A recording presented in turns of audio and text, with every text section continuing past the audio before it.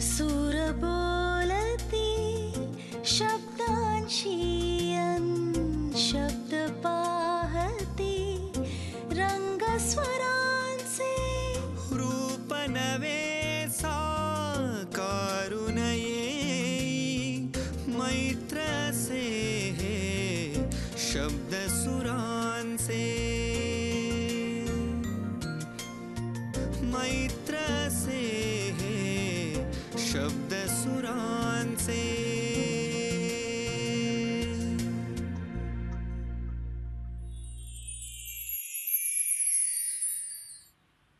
रसिको, मराठी भाषा गेल्या काही दशकांमध्ये कशी बदलत गेली याचा वेध आपण घेतो आहोत मैत्र हे शब्द सुरांचे या मालिकेत.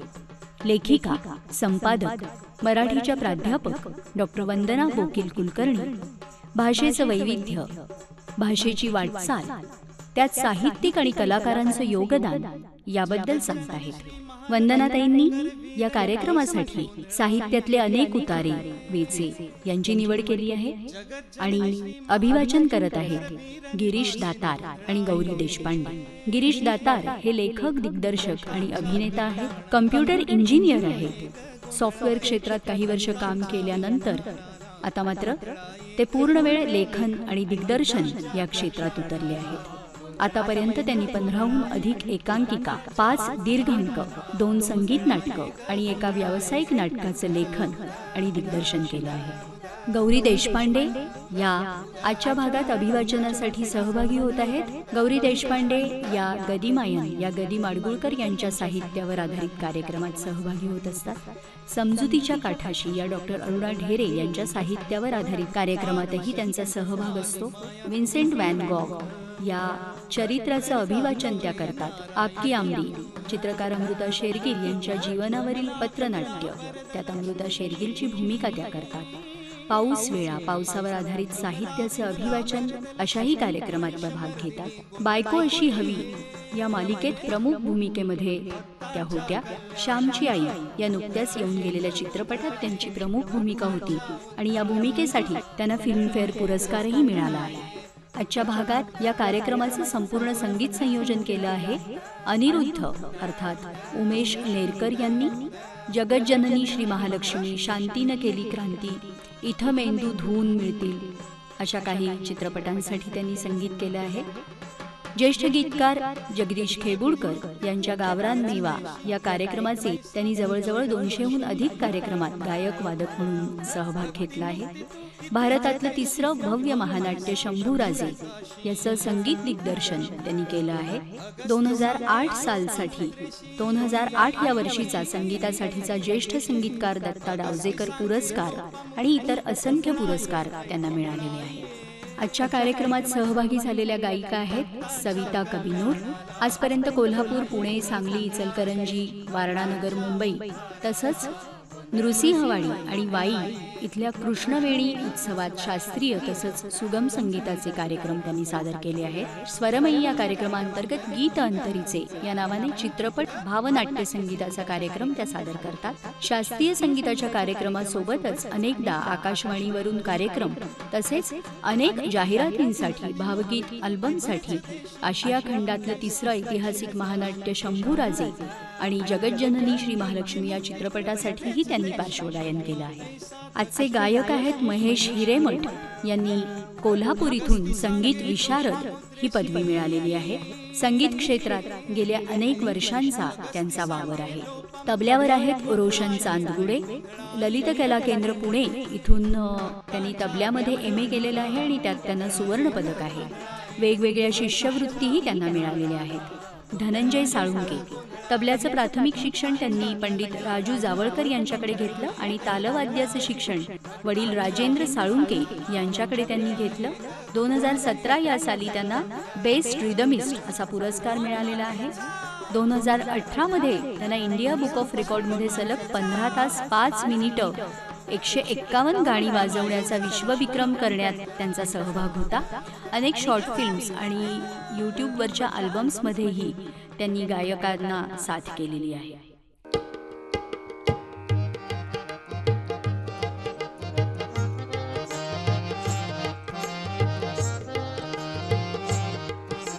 लटपट लटपट लटपट लटपट तुझं चालणं ग मोठ्या नखऱ्याचं, चालणं ग मोठ्या नखऱ्याचं, बोलणं ग मंजुळ मैनेचं, बोलणं ग मंजुळ मैनेचं.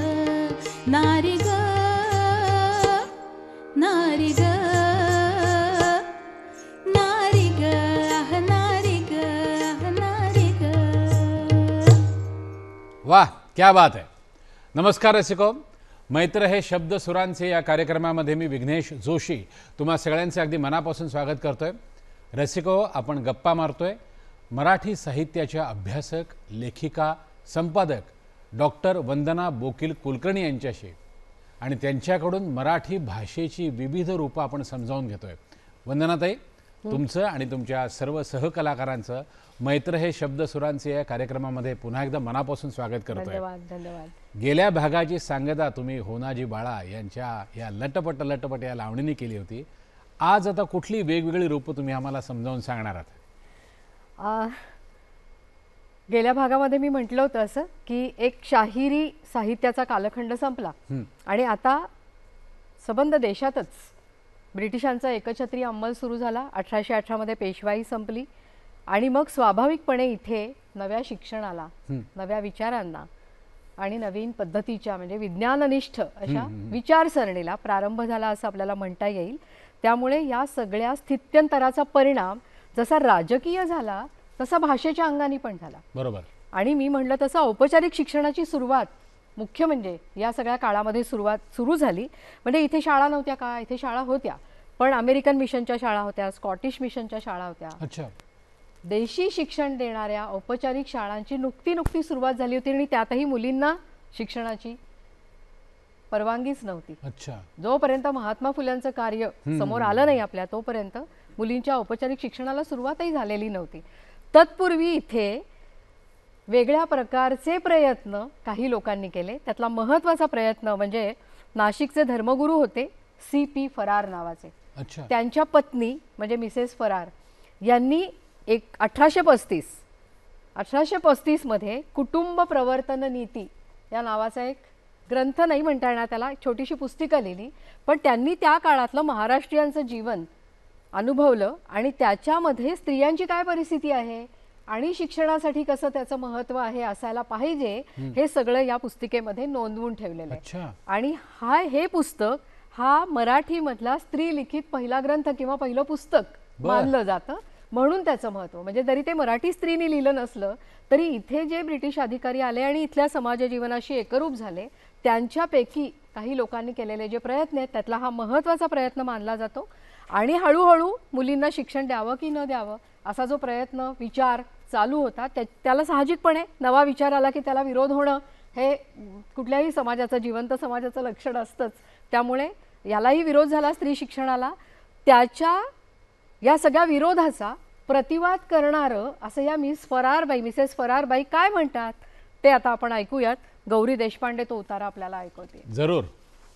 मुलींना शिकवू नये ह्या विषयी मोठा ह्या देशात हटवाद चालला आहे. त्या हटवादास आधार काय हे कळत नाही. मुलींनी लिहायाला वाचायाला शिकू नये असे कोणत्या तरी शास्त्रात सापडेल काय? लोक बोलतात की बायकांना शिकायची गरज नाही, पण जिच्या स्वाधीन मुले लहानपणी असतात, जीजपासून त्यांना बऱ्या वाईट गुणाची तालीम प्रथम मिळती, तिला शिकून शहाणी व्हायची गरज नाही काय? मुलाला प्रथम शिकवणारी जी ती अज्ञानी राहून मुलाला कसे सज्ञान करील? कोणी म्हणतात की बायको शिकली तर नवऱ्याचा बोज राखणार नाही, पण ती शिकली तर नवऱ्याला अधिक मानून राहील असे खचित समजावे. बायकोस अज्ञानी ठेवून पुरुषाने आपले ज्ञान मिरवावे ह्यात काय थोरपणा. अहो स्वदेश हित करते सुजन हो, तुम्ही स्त्री जातीच्या शिक्षेस अनुकूल होऊन ते काम ह्या देशात चालवा, म्हणजे हा तुमच्या देशावर तुमचा मोठा उपकार होईल. तुम्ही म्हटले असता दीर्घ दृष्टीने लोकांचे हित पाहत असता आणि तुमच्या प्रत्यक्ष कन्येचे हित तुम्ही पाहत नाही, हे तुम्हाला शोभेल काय. मुलांवर तर तुमची प्रीती जडलीच आहे, परंतु त्यातून मुलींवर प्रीती करायला थोडीशी तरी उरणार नाही की काय. मुलीही तुमच्याच पोटच्या आहेत आणि तुम्ही विचार करा की जसा मुलांचा आत्मा अमर तसा मुलींचाही अमर आहे. जसे मुलांना आपल्या बऱ्या वाईट आचरणाप्रमाणे इहलोकी परलोकी फल मिळते, तसे मुलींनाही मिळते. म्हणून जितकी ज्ञानाची अपेक्षा पुत्राला आहे तितकीच कन्येला आहे. मी जे मगाशी म्हणत होते की काळ बदलला की भाषा आणि भाषेतून व्यक्त होणारा आशय कसा बदलतो ते या उतार्यातून आपल्याला अगदी स्पष्टपणे दिसतं. फरारबाईंची कळकळ आणि त्यांची वक्तृत्वपूर्ण शैली या दोन्हीचं प्रत्यंतर या उतार्यामधून आपल्याला आलं असणार. वा, क्या बात आहे. वंदनाताई, म्हणजे त्या काळी मुलींना किंवा बायकांना लिहिता वाचता येत नसेल, परंतु काय म्हणूया आपण, जे काही लहानपणी त्यांच्या पाठांतर करून घेतलं असेल किंवा रोजच्या जगण्यातलं एक जे शहाणपण येतं ते त्या व्यक्त कुठेतरी करत असतीलच ना. निश्चितच निश्चितच. म्हणजे आपल्याकडेच बघा ना, बायका जात्यावर बसल्या की आपोआप ओव्या म्हणतच होत्या. म्हणजे आपल्याकडेच एका बाईने असं म्हणून ठेवलेलं आहे की राम म्हणू नाही राम नाही सीतेच्या तोलाचा, हिरकणी सीतामाई राम हलक्या दिलाचा. आता असा स्वतःचा एका अर्थाने क्रांतिकारीच म्हणावा असा विचार जर एखादी बाई तिच्या रचनेतनं मांडत असेल तर ती अडाणी कसं काय म्हणायचं तिला. अक्षर ओळख नसेल पण व्यावहारिक शहाणपण आणि बहुश्रुतता इथल्या बाईमध्ये नक्कीच होती. आणि बायका गाणी रचत होत्या, ओव्यांमधून म्हणी उखाणे हे पण बायकांनीच रचलेत, हे आपल्याकडे आता मान्य झालेलं आहे सगळं. तर असंच एक माहेरवरती लिहिलेलं, बायकांनी लिहिलेलं म्हणण्यापेक्षा सुचलेलं असं एक लोकगीत आपण ऐकूयात. ऋणू झुणू त्या पाखरा जा माझ्या माहेरा. अरे वा.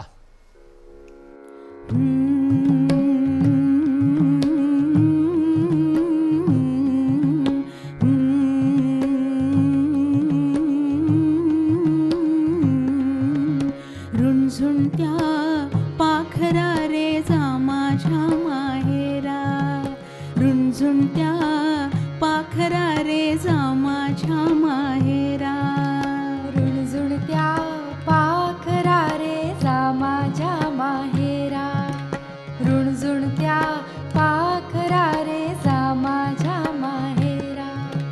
कमानी दरवाजा त्यावरी बैस जा, कमानी दरवाजा त्यावरी बैस जा, रुणझुणत्या पाखरा रे जा माझ्या माहेरा, रुणझुणत्या पाखरा रे जा माझ्या माहेरा, रुणझुणत्या पाखरा रे जा माझ्या माहेरा, रुणझुणत्या पाखरा रे जा माझ्या माहेरा. घरी जाईला सांगावा सांग जा, घरी जाईला सांगावा सांग जा, रुणझुणत्या पाखरा रे जा माझ्या माहेरा, रुणझुणत्या पाखरा रे जा माझ्या माहेरा, रुणझुणत्या पाखरा रे जा माझ्या माहेरा, रुणझुणत्या पाखरा रे जा माझ्या माहेरा. दादाला सांग जा रे ने मला माहेरा, दादाला सांग जा रे, दादाला सांग जा रे, दादाला सांग जा रे ने मला माहेरा, रुणझुणत्या पाखरा रे जा माझ्या माहेरा, रुणझुणत्या पाखरा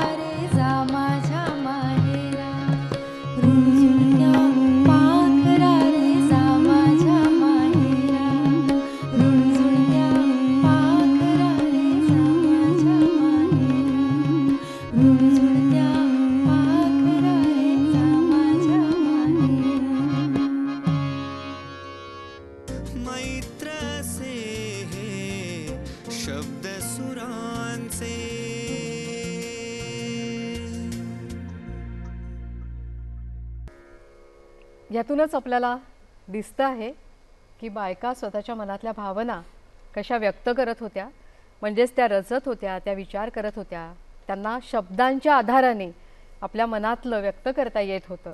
पण तरीही स्त्रियांना औपचारिक शिक्षण देणं ही गरजेची गोष्ट होती, काळाची गरज होती ती.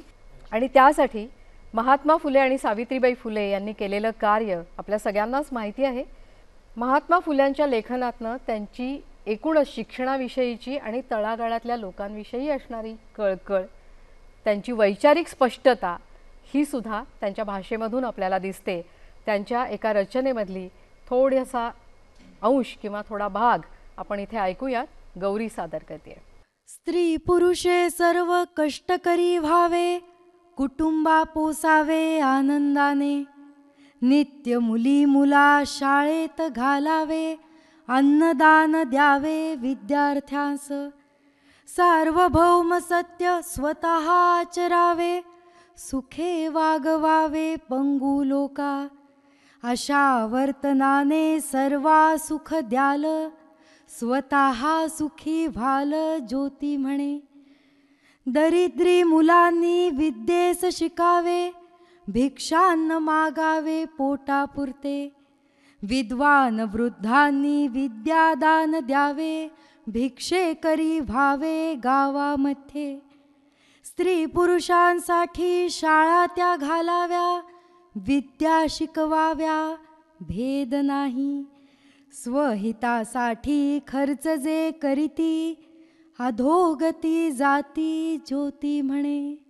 वंदनाताई, आपण म्हणजे सगळ्यांनाच माहिती आहे की महात्मा ज्योतिबा फुले यांनी खऱ्या अर्थाने स्त्री शिक्षणाची सुरुवात केली, परंतु खऱ्या अर्थाने ज्याला म्हणतो ना लिहायला वाचायला, हे तशीच सुरुवात झाली की केवळ काहीतरी आधी वाचून दाखवणे अशा याने सुरुवात झाली?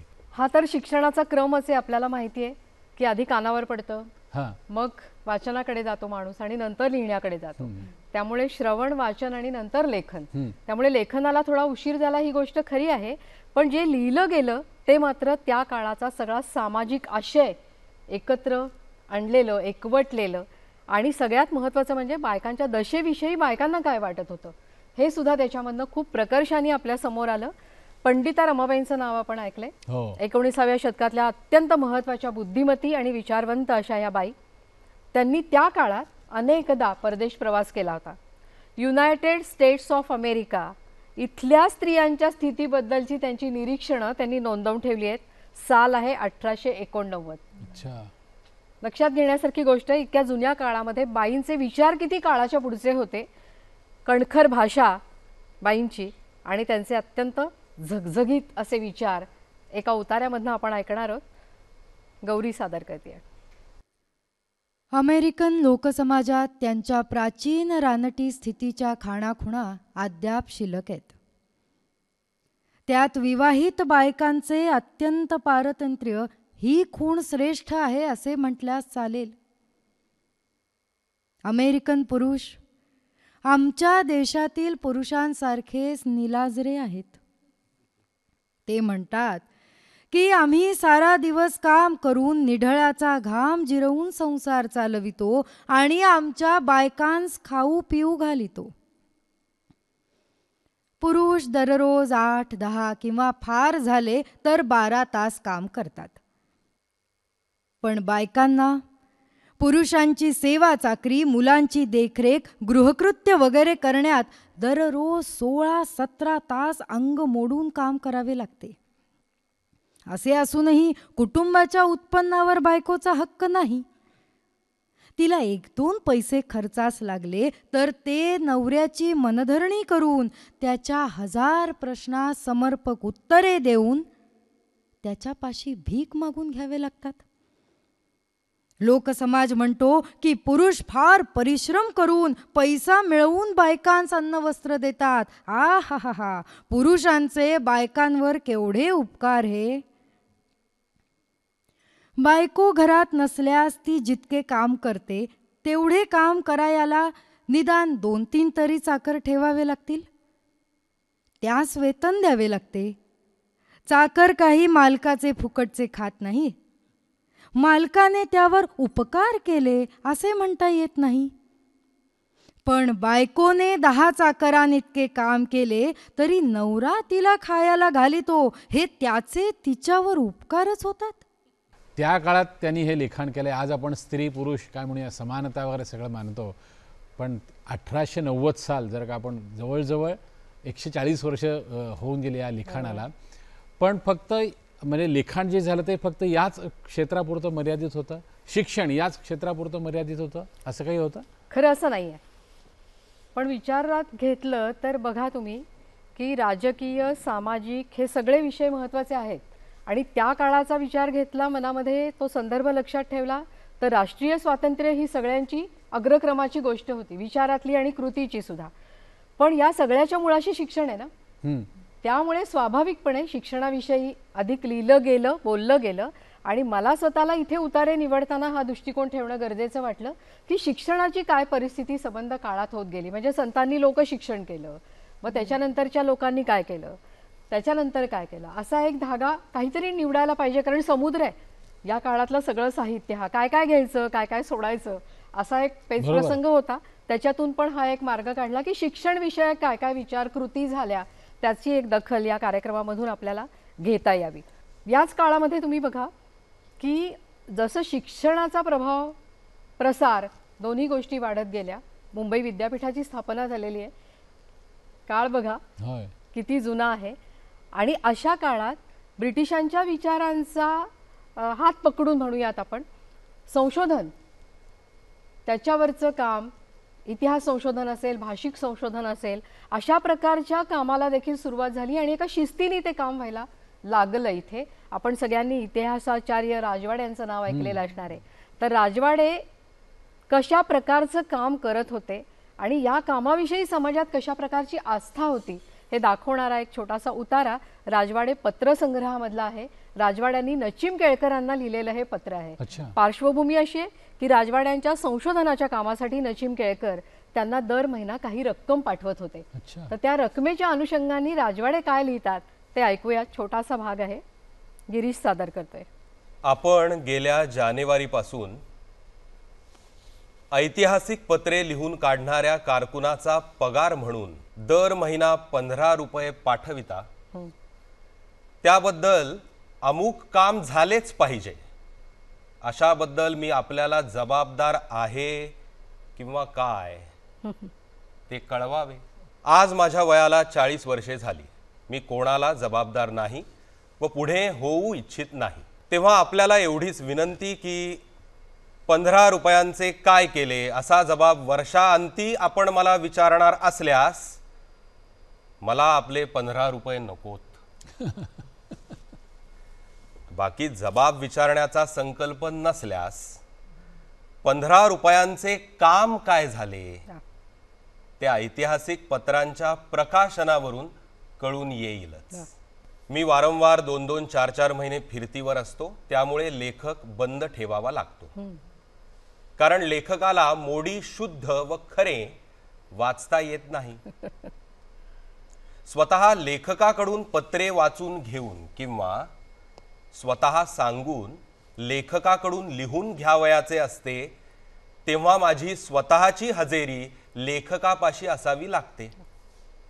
सबब लिहावयाचे काम वेळोवेळ तहकूब राहील असा अनुभव येत आहे.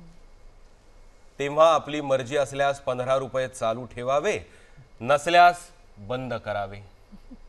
म्हणजे तुमच्या आमच्या मधला गोडपणा कायम राहील. पत्रोत्तर जलद व निश्चित यावे. भीड बिलकुल धरू नये. माझ्या स्वतःखेरीज इतर कोणालाही मी जबाबदार होऊ इच्छित नाही. काम करावयाचे हा निश्चय आहे. ते काम स्वतःच्या सोयीने उत्तम होते असा अनुभव आहे. दुसऱ्याची सोय बघून भागत नाही म्हणून लिहिले आहे. आपण मदत करण्यास तयार झालात हे आपणास योग्यच आहे, परंतु ती मदत माझ्या सोयीला जुळेल अशी असल्यास घेता येईल. हे वरील माहितीवरून ध्यानात येईलच. कळावे बहुत काय लिहिणे, लोभ करावा ही विनंती. वंदनाताई, या त्या लिखाणाची जी शैली आहे ना, म्हणजे स्पष्ट विचार आहेत त्यांचे, कुठेही असं गोंधळ झालेला नाही आहे, त्यामुळे ते कदाचित इतकं स्पष्ट लिहू शकले असतील. अगदी बरोबर आहे. आणि स्वभाव दिसतो ना लेखनात लेखकाचा, अत्यंत परखड असा स्वभाव, आणि काम करायचं ते कोणत्या निष्ठेने करायचं ते देखील दिसतं याच्यामध्ये आपल्याला. आपण सगळेजण जाणतो की इथे म्हणजे आपल्या समाजात सर्व लोकांना सरसकटपणे विद्या मिळणं ही गोष्ट सहज शक्य नव्हती. म्हणजे सुरुवातीला वेदपाठशाळा वगैरे होत्या, पण तिथेही ठराविकच लोकांना शिक्षण दिलं जात होतं. मध्ये मी एकदा उल्लेख केला की इथे स्कॉटिश मिशनच्या, अमेरिकन मिशनच्या शाळा होत्या. मुलींना सहशिक्षण द्यावं की न द्यावं, का त्यांच्यासाठी वेगळ्या शाळा असाव्यात, अशा प्रकारचे विषय चर्चेचे होत होते. आणि त्याच्यावरती भवती न भवती अशी होत होती विचारांची. लोक लिहित होते, बोलत होते. म्हणजे हे सगळं लोकांना किती महत्त्वाचं वाटत होतं हे या निमित्ताने आपल्याला दिसतं. इथेच 1916 मध्ये महर्षी कर्वे यांच्या प्रयत्नांनी SNDT महिला विद्यापीठाची स्थापना झाली हे आपण जाणतो. पण त्याही काळात महिलांना कोणते विषय शिकवले जावेत याच्याही वरती चर्चा होत होत्या की त्यांच्या मेंदूला हे पेलेल की नाही. गणित आणि विज्ञान विशेषतः हे घडलेलं आहे आपल्याकडे. आणि महिला विद्यापीठाची पदवी त्यावेळेला गृहीता गामा अशी होती, समकक्ष BA, पण BA म्हणत नसत. याच्याही वरून हे लक्षामध्ये येतं. छडी लागे छमछम ते बालमानसशास्त्र असा शिक्षण क्षेत्रातला खूप मोठा प्रवास या सगळ्या काळामध्ये झाला असं आपल्याला दिसतं. या संबंधातला श्रीपाद कृष्ण कोल्हटकर यांचा एक उतारा आहे, धूळपाटी. हा प्रकार काय होता आणि कशा प्रकारची शिक्षण व्यवस्था होती या संबंधातला अत्यंत रोचक उतारा आहे. तो ऐकूयात, गिरीश ऐकवतोय. विद्यार्थी शाळेत जाताना बहुधा लोकरीची साधी अगर गोंड्याची टोपी अथवा बनातीची टोपी घालीत व अंगातील कपड्यांवर धोपटीप्रमाणे एक कापडाचे दप्तर लटकवून देत. त्या काळी हल्लीप्रमाणे सामान्य व्यवहारांकरिता प्रवेश परीक्षेपर्यंतचा अभ्यास आवश्यक वाटत नसे. मोडी अक्षर, तोंडचे हिशेब, जमा खर्च यात मुलगा पारंगत झाला म्हणजे त्याचे व्यावहारिक शिक्षण पूर्ण झाले असे समजण्यात येईल. याशिवाय अश्वपरीक्षा, रत्न परीक्षा, पागोटे बांधणे, पत्रावळी व द्रोण लावणे अशा काही विद्या त्यास अवगत झाल्या म्हणजे तर तो व्यवहार पंडितच बने. तेव्हाचे विद्येचे साहित्यही त्या विद्येस शोभण्यासारखेच साधेच असे. तेव्हा दगडी पाटीचा व पेन्सिलीचा जन्म झाला असल्यास नुकताच झाला असावा. पाटीऐवजी त्यावेळी लाकडी फळीचा उपयोग करण्यात येईल. दोन विटकरी एकमेकींवर घासून निघणारा भुगा त्या फळीवर सारखा पसरून दिला की पाटी तयार होत असे. धूळ पाटी. तिजवर अक्षरे काढावयास अणकुचीदार टोकाची एक लाकडी लेखणी तयार करावी लागे. तिने फळीवर काढलेली अक्षरे फळी क्षितिजाशी समांतर असे तोपर्यंत मात्र टिकत. ज्याप्रमाणे निद्रिस्त मनुष्यास स्पष्टपणे दिसणारे स्वप्न तो उठून बसल्याबरोबर नाहीसे होते, त्याप्रमाणे फळी उभी केली की तिजवरील अक्षरे मूळच्या अव्यक्त धूली स्वरूपात विलीन होऊन जात व पुन्हा फळीवर लिहावयाचे झाल्यास विटांचा पुन्हा कीस पाडावा लागे. त्या काळी अध्ययन विषयाच्या इतकाच विटांचा कीस काढण्यात येई व फळ्यांचा व विटांचा खप शाळांच्या इमारती बांधण्याकरता होई. त्याच्या खालोखाल प्रत्यक्ष शिक्षणाप्रित्यर्थ असा होत असे. हल्ली पूर्वीची धूळपाटी कोठेही दिसत नसल्यामुळे धुळाक्षर या शब्दाची व्युत्पत्ती हे एक बिकट कोडे होऊन बसले आहे. मैत्र से हे शब्द सुरांचे.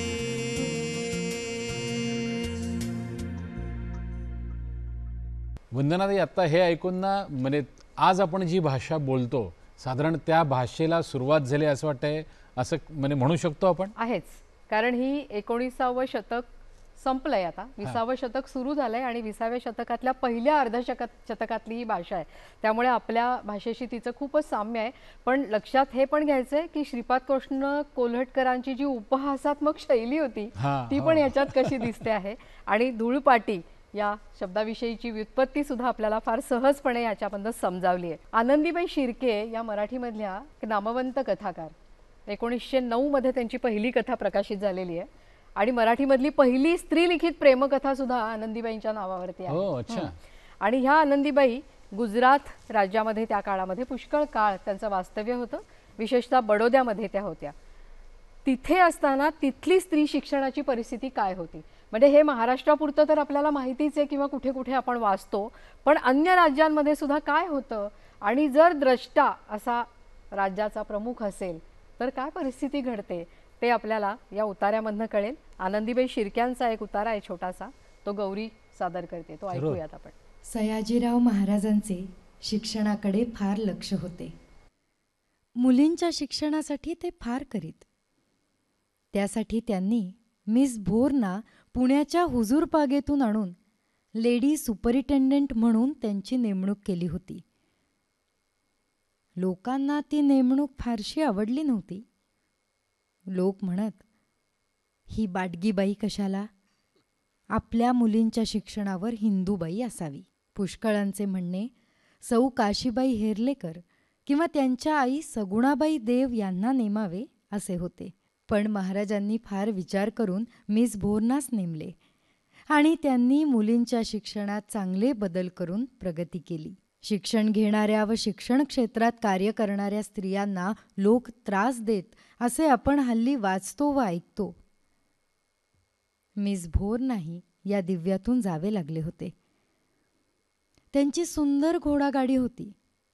पट्टेवाला होता. तरी अति उत्साही लोक त्यांच्या घोडागाडीतल्या गादीवर माती रेती टाकीत, गाडीवर खडे फेकीत. बडोद्यातील आमच्या त्या बिगरी ते तिसरीपर्यंतच्या काळात शाळातून मुलींना चांगली गाणीही शिकवली जात नव्हती. क्रमिक पुस्तकात कज्जे कफावती होऊ तर रस्त्यात, असावी घरात शांती मोठी शांती मोठी, किंवा आई थोर तुझे उपकार, या व अशांसारख्या कविता असत. पण जेव्हा मिस मेरी भोर आल्या तेव्हा त्यांनी ही स्थिती पालटून टाकली. त्यांनी स्वतःच मुलींना म्हणण्यासाठी इयत्तावार बालगीते रचली. ती मुलींच्या शाळात चालूही झाली. वाह वाह वाह वाह चेंडू हा, ह्या गाण्याची पुढे आत्र्यांसारख्यांनी कितीही टिंगल केली तरी आम्ही ते खुशाल गात होतो. शृंगारिक गाण्यांपेक्षा ही गाणी कितीतरी पटीने चांगली होती असेच मी म्हणेन. बाप रे वंदनाताई, एकीकडे आपण स्त्रीला आदिमाता, शक्ती, देवता वगैरे म्हणतो आणि दुसरीकडे हे म्हणजे खरंय. आता तुम्ही देवतेचा उल्लेख केलाच आहे तर तशीच एक रचना देखील ऐकणारच होतो आपण. पारंपरिक गोंधळ हे एक प्रकारचं विधिनाट्य आहे बरं का. अंबा, रेणुका, भवानी, खंडोबा अशा ज्या ग्रामदेवता किंवा क्षेत्रपाल देवता ज्यांना म्हटलं जातं, अशा देवतांचं जागरण करणं, गोंधळ घालणं हा अनेक ठिकाणी आजही केला जाणारा विधी आहे किंवा कुळाचार आहे. या विधिनाट्यामध्ये संबळ, तुणतुणं, मंजिरी अशी जी वाद्य आहेत त्यांचा वापर केला जातो. त्यांच्या साथीनी पदन्यास देखील केला जातो. देवतांचा हा जो जागर आहे त्या जागरणाच्या ज्या रचना आहेत त्या फार रसाळ आहेत. म्हणजे भक्तिपूर्ण तर त्या आहेतच, पण लोकपरंपरेतनं आल्यामुळे अतिशय जोरकस अशी जोशपूर्ण ज्याला म्हणतो अशा त्या रचना आहेत आणि त्याचं संगीतही लोकपरंपरेतनंच आलेलं आहे. त्यामुळे असा एक पारंपरिक गोंधळ आपण आता जरूर ऐकूया. जरूर जरूर. उधगाई उधा उधा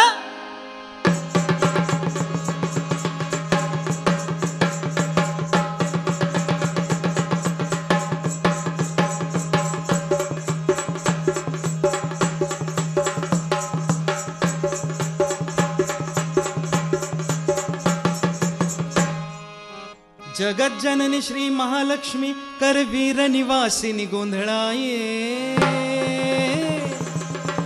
जगज्जननी श्री महालक्ष्मी करवीर निवासिनी गोंधळाये. भक्तांच्या कल्याणाला गोंधळाये ग गोंधळाये, भक्तांच्या उद्धाराला गोंधळाये ग गोंधळाये, भक्तांच्या कल्याणाला गोंधळाये ग गोंधळाये, भक्तांच्या उद्धाराला गोंधळाये ग गोंधळाये. उधा उधा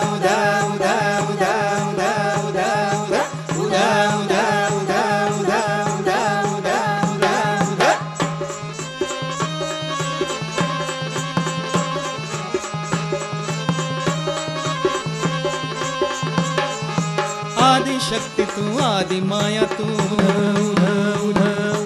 ललिता गौरी नारायणी तू कमला विमला वरद लक्ष्मी कमला विमला वरद लक्ष्मी महिषमर्दिनी गोंधळाये भक्तांच्या कल्याणाला गोंधळाये ग गोंधळाये भक्तांच्या उद्धाराला गोंधळाये ग गोंधळाये उधा उधा उधा उधा उधा उधा उधा उधा उधा उधा उधा उधा उधा उधा उधा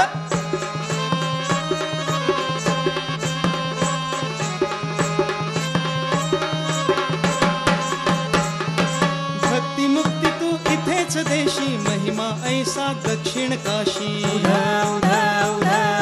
भक्ती मुक्ती तू इथेच देशी महिमा ऐसा दक्षिण काशी अगस्ती सांगे लोपामुद्रेशी अगस्ती सांगे लोपामुद्रेशी गोंधळाये आई गोंधळाये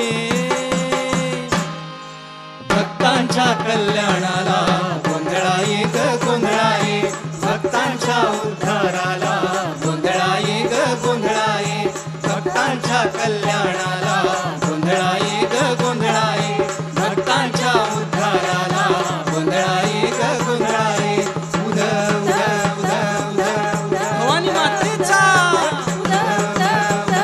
सप्तशृंगी मातेचा अंबाबाईचा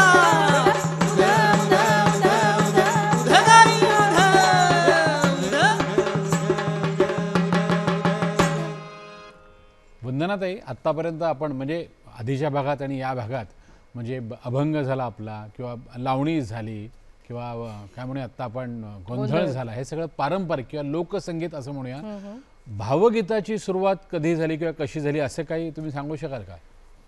भावगीत हा आता आपल्या सगळ्यांच्या भावजीवनाचा अविभाज्य घटक झालाय, पण याची सुरुवात पुन्हा 20व्या शतकाच्या पहिल्या अर्धशतकातच झालेली आहे. अच्छा. म्हणजे कसं झालं की या काळामध्ये नवी माध्यमं यायला लागली. एका अर्थाने आपण ज्याला आजच्या भाषेत हॅपनिंग म्हणतो ना, तसा तो सगळा काळ होता. म्हणजे पहा, 1929 प्रभात फिल्म कंपनीची स्थापना, 1936 त्या काळात नभोवाणी, आता त्याचं आकाशवाणी असं सरसकट झालंय. विविध नव्या प्रकाशन संस्था, नवी कविता, नवी कथा, नवं नाटक, असा सगळा नवेपणाचा बहर या काळामध्ये खूप आला. याच काळामध्ये चित्रपट बोलायला लागला. त्यामुळे विविध ग्रामोफोन कंपन्या, चित्रपट आणि रेडिओ या नव्या माध्यमांची गरज म्हणून भावगीतांचा प्रवाह सुरू झाला असं लक्षात येते. आपण कितीतरी किस्से ऐकतो ना की एका भागासाठी गाणं होतं, मग दुसऱ्या भागासाठी ते करून घेतलं. अशा प्रकारचं सुद्धा काम त्या काळामध्ये भरपूर झालं आणि भावगीतांचा एक नवा प्रवाह मराठी भाषेमध्ये निर्माण झाला आणि तो चांगलाच लोकप्रियही झाला. समजायला अत्यंत सोपी, अर्थवाही अशी रचना भावगीताची असते आणि नंतर आपल्याला दिसतं की गदिमांसारखा, शांता शेळक्यांसारखा असे गीतकार मराठी भाषेला लाभले. गदिमांनी तर भावगीताचा रस्ताच एका अर्थाने प्रशस्त केला की ज्या रस्त्यावरनं पुढच्या पिढीचे सगळे भावगीतकार तोच रस्ता चालतायत असं आपल्या लक्षात येतं. गदिमांची एक रचना आपण ऐकणार आहोत, पण ही रचना नवी आहे. म्हणजे रेकॉर्डेड नाहीये, रचना सरांनी संगीतबद्ध केली आहे. आणि गदिमांच्या सगळ्याच रचना रसाळेत. सविता ऐकवते आपल्याला, पाऊस पडतो रिमझिम बाई. अरे वा, जरूर.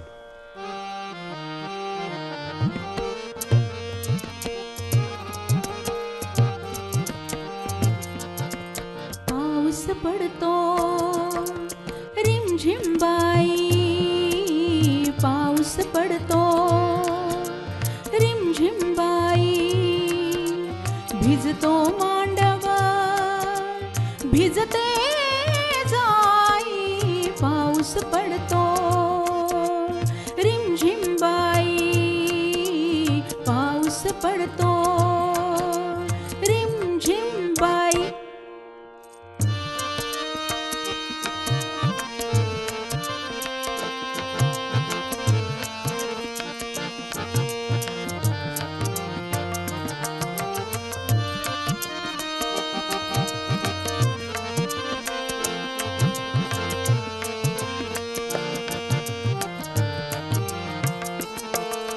पानो पानी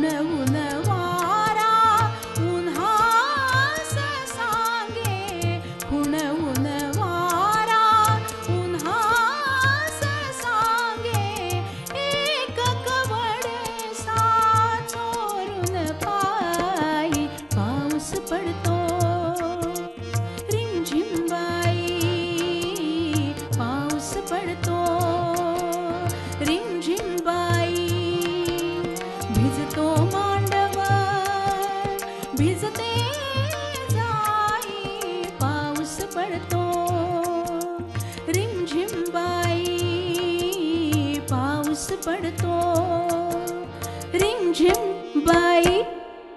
मैत्र से हे शब्द सुरांचे.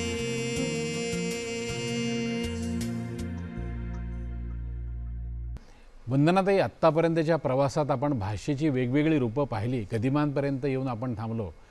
परंतु मला असं वाटतं गेल्या 40-50 वर्षात आपली मराठी भाषा फारच वेगाने किंवा भलत्याच दिशेला थोडीशी बदलते असं वाटतंय.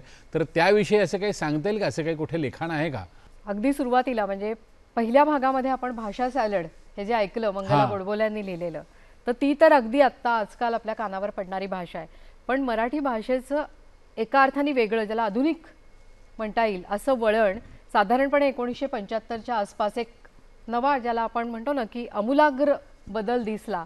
आणि तो त्या काळातल्या स्त्रीवादी लेखन करणाऱ्या गौरी देशपांडे या लेखिकेच्या लेखनामध्ये. म्हणजे पुष्कळच त्याच्या आगेमागे असतात, अशी ही सगळी हवाबंद किंवा पाणीबंद कप्पे नसतात हे आपण सगळेजण जाणतो. पण तरी ठळकपणे आपल्याला दिसतं ते गौरी देशपांडेंच्या लेखनात. म्हणजे भाषा कशी वाकवतात, जुन्या भाषेला नवा संदर्भ कसा देतात, हे सगळं गौरी देशपांडेंच्या कथांमध्ये आपल्याला खूप प्रकर्षाने दिसतं. नवा आशय कवेत घेणारी ही भाषा कशी आहे हे एक छोटासा उतारा त्यांच्या एका कथेतला वाचूयात. आठवत असेल आपल्याला चक्रधरांची कावळा चिमणीची गोष्ट. ती कावळा चिमणीची पारंपरिक गोष्ट गौरी देशपांडे नव्या आशयाने कशी लिहितात ते या कथेमध्ये आहे. त्यातला छोटासा अंश ऐकूयात. गौरी देशपांडे सादर करते गौरी देशपांड्यांचा उतारा. अरे वा वा वा वा. एके दिवशी काय झालं, मोठा पाऊस आला. आला म्हणजे काय, कोसळलाच. झाडं म्हणून राहिली नाहीत, आकाश म्हणून राहिलं नाही, जमीन म्हणून राहिली नाही. पड पड पडला, धो धो पडला. नोआच्या वेळी पडला ना तसा. दिवसन दिवस, रात्रीच्या रात्री. कावळी बिचारी भीज भीज भिजली, कुड कुड कुडकुडली. पिल्लं घट्ट धरून राहिली उभी. पूर्व दिसे नाही, पश्चिम दिसे नाही. पाणी, नुसता महापूर, विजा कडकडाट. कावळ्याचं घर गेलं वाहून. घरच काय, सगळं जगच. चिमणीचं घर गेलं राहून. कावळी मनात म्हणाली, जाऊ कुठं, जाऊ कुठं, काय करू, कुणाकडे बघू. पोरं बाळ मारली काखोटीला. अभिमान ठेवला गुंडाळून. लळत लोंबत ठिपकत चिपकत गेली चिमण्याकडे. कशी पोचली देवच जाणे. किती अंधार, किती भीती, किती लाचारी. पण गेली. तिला माहीतच नाही चिमणी आत बसूनच आहे म्हणून. वाटलं माझ्यासाठी जागा केली असेल मेणाच्या घरट्यात, पावसाच्या बाहेर. पण कसलं काय हो. मग कावळा गेला चिमणीकडे. चिमणीला म्हणाला, चिवताई चिवताई दार उघड. ठोठावलं, वाजवलं, रडली ओरडली, हाका मारल्या. चिमणी म्हणाली, थांब माझ्या बाळाला न्हाऊ घालते. ही उभीच. दोघं आत. खूप हसली. चिमण्या काय कधी कावळ्यांना घरात घेतात काय. आपलं तर भागू दे, मग बघू. असेल गरज तर थांबेल, बघू 7-8 दिवसांनी. नाहीच दुसऱ्या कोणी भीक घातली तर मग बघू. आत्ता काय घाई आहे, तुला मी अन मला तू. मरू दे तिला सध्या. गोष्ट पुढे पुष्कळ आहे. पण आपली संपली. कावळी शहाणी नाही, पण नाईलाजानं शिकली. पाठ फिरवून चालती झाली. हुडकून हुडकून एक झाड पाहिलं, तसं लहानच, पण मुळं पाळं तिच्यातच वाढलेलं. त्याच्या खाली ती बसली. पाऊस पिऊन ते वाढीला लागलं, तशी तिच्यावरची सावली वाढली. छप्पर वाढलं, व्याप वाढला. आतली मुळं वाढून भक्कम झाली. आणखी एकच उतारा छोटासा ऐकूया, जो कोसला कादंबरीमधला आहे. भाषेचं तेही वळण ऐकण्यासारखं आहे आणि ती भाषा पुन्हा कोणता आशय आपल्यापर्यंत पोहोचवते तेही समजून घेण्यासारखं आहे.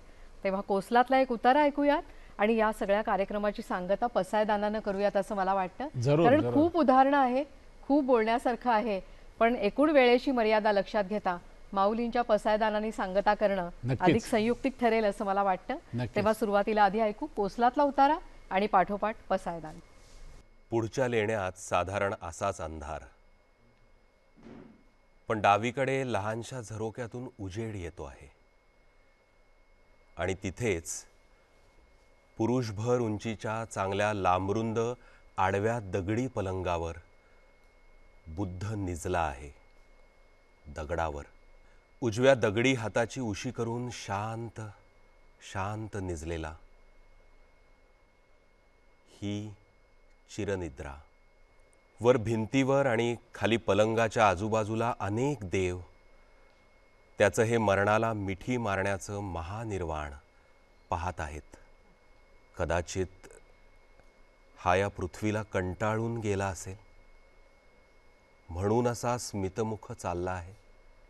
याच्या धमन्यांनी जिवंतपणी थोडी का वादळ पेलली असतील.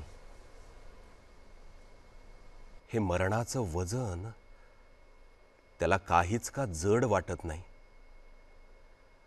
पहा कसा शांतपणे उजव्या कुशीवर डोक्याखाली उजवा हात घेऊन दुसरा हात मांडीवर सरळ सोडून निजलाय. पण हे मरणच आहे. शेवटी हाही मरणारा माणूसच. सरपटणाऱ्या दुःखाचा मणका फक्त ह्याला माहीत झाला. बाकी मातीवर देह ठेवणं हे सर्वांसारखंच. अजिंठ्यात सर्वत्र आसन घालून बसलेली मूर्ती अशी आडवी पाहून वेदनांची नुसती अस्पष्ट अशी धार चटकन कापून जाते. तिथे टपोरे रक्ताचे थेंब टपटपू लागतात. बधीर जीभ हे थेंब चाटू लागते.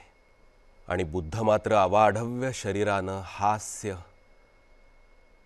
आणि अश्रूंच्या पार जाऊन पडलाय. याच्या अहिंसेची रोपं नंतर तरारली नाहीतच. म्हणजे सगळं वाया गेलं. बाहेर येऊन पाहावं तर चांदीसारखं ऊन, पण आतल्या अंधारात झोपलेल्या बुद्धाला त्याचं काही नाही. याच्या अहिंसेची रोपं नंतर तरारली नाहीतच. म्हणजे सगळं वाया गेलं. बाहेर येऊन पाहावं तर चांदीसारखं ऊन, पण आतल्या अंधारात झोपलेल्या बुद्धाला त्याचं काही नाही. आता विश्वात्मके देवे येणे वाग्यज्ञे तोषावे. तोषो निमज द्यावे पसायदान हे.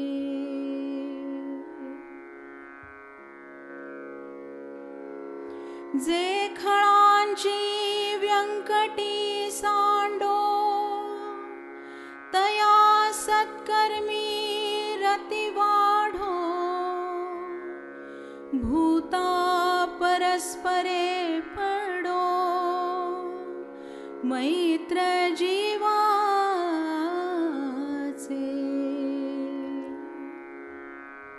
दुरिताचे तिमिर जाओ विश्वस्वधर्म सूर्ये पाहो, जो जे वांछील तो ते लाहो, प्राणिजात वर्षत सकळ मंगळी, ईश्वर निष्ठांची मांदियाळी, अनवरत भूमंडळी, भेट तू भूता,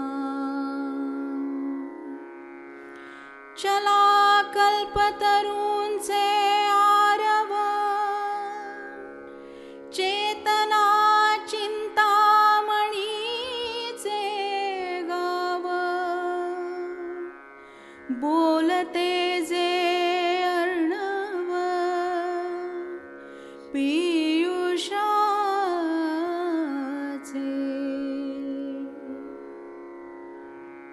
चंद्रमेजे अलांछन, मार्तंड जे तापहीन, ते सर्वाहि सदा सज्जन, सोय रे होतु. किंबहुना सर्वसुखी, पूर्ण होवोनी तिही लोकी, भजिजो आदिपुरुखी, अखंडित. आणि ग्रंथोपजीविये, विशेषी लोकीये, दृष्टादृष्ट विजये, होआवे जी. तेथ म्हणे श्री विश्वेश्वराओ, हा होईल दान पसा